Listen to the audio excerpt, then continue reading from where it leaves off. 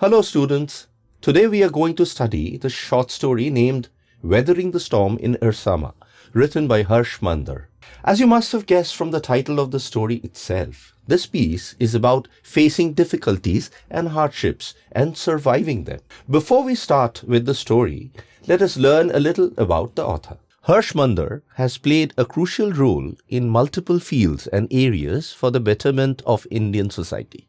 He was posted as an Indian Administrative Service officer among the tribal communities in Chhattisgarh and Madhya Pradesh for nearly 20 years. He is foremost an activist for human rights, and his writings and teachings strongly reflect his activism. Mandar has written books like Unheard Voices, Stories of Forgotten Lives, Ash in the Belly, India's Unfinished Battle Against Hunger, and most recently, Looking Away, Inequality, Prejudice, and Indifference in New India. His contributions have been recognized with awards like the M.A. Thomas National Human Rights Award in 2002 and the South Asian Minority Lawyers Harmony Award in 2012. We shall now begin with the story. The main character or protagonist of the story is a 19-year-old youth, Prashant, and his story is based on a true account of a cyclone in the coastal villages of Ersama and Kalikuda in Odisha. Prashant had already lost his mother 7 years prior to the storm. So, in a way, he was a boy who had already faced losses in life. The cyclone first struck the village of Ersama in Odisha on 27th October 1999. Prashant was spending the day with his friend 18 kilometers away from his home. It all started with dark clouds gathering in the sky, followed by torrential rain. A stormy wind blew at a speed of 350 kilometers per hour, uprooting trees and crashing houses. Prashant and his friend watched horrified as most houses were swept away by the rising waters. They had been spared because his friend's house was made of brick and mortar and was sturdier compared to the fragile buildings in which most of the villagers lived.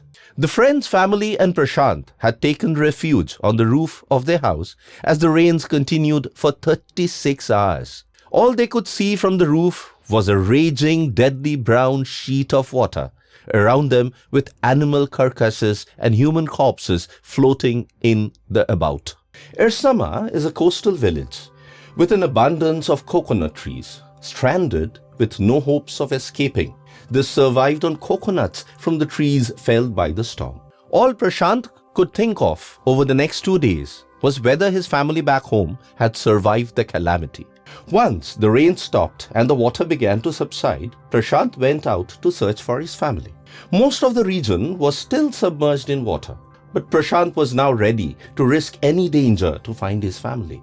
A long sturdy stick guided his journey back to his village, and on the way he encountered many ghastly sights. The aftermath of the cyclone had been nothing short of a bloodbath. Prashant had to push away human and animal corpses to clear his way through the waters. Prashant finally reached his own village in Kalikuda to see that nothing remained of his house except the roof. Losing all hope of ever meeting his family, Prashant went to the Red Cross shelter.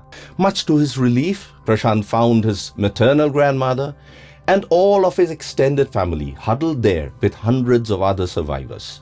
As you can see, Prashant had, by now, successfully weathered the most difficult times.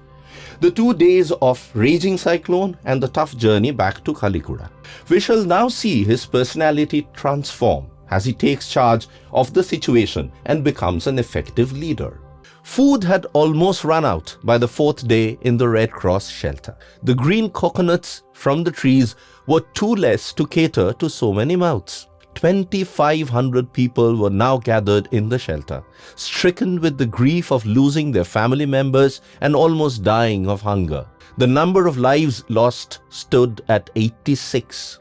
Prashant persuaded a merchant to part with the rice in his storage so that people in the shelter could fill their bellies.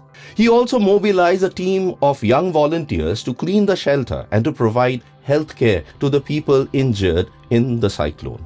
The youth brigade attracted the attention of a passing military helicopter by asking the children to lie down on the sands with utensils on their stomachs.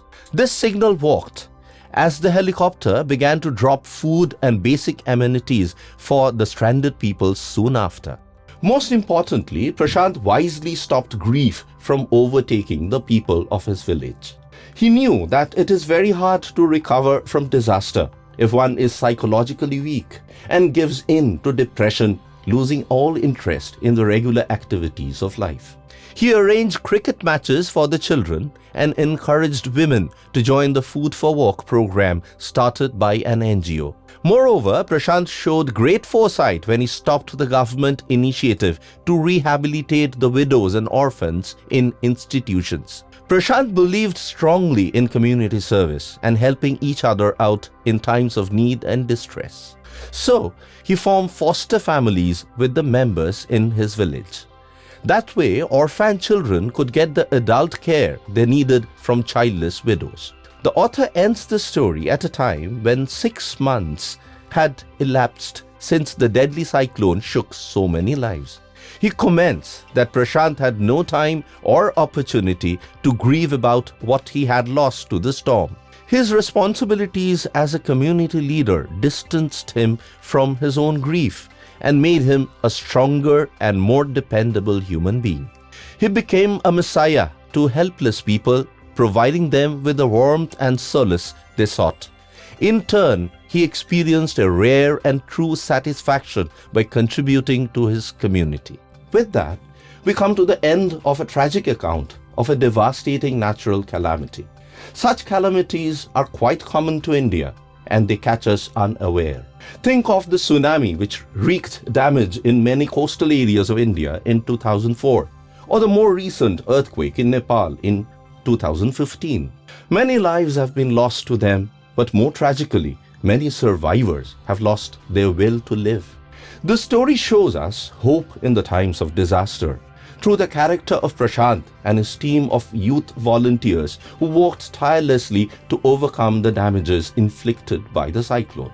We hope that their tale inspires you to become better citizens and community leaders and makes you dedicate some time to social work, especially for those who are less privileged than you are.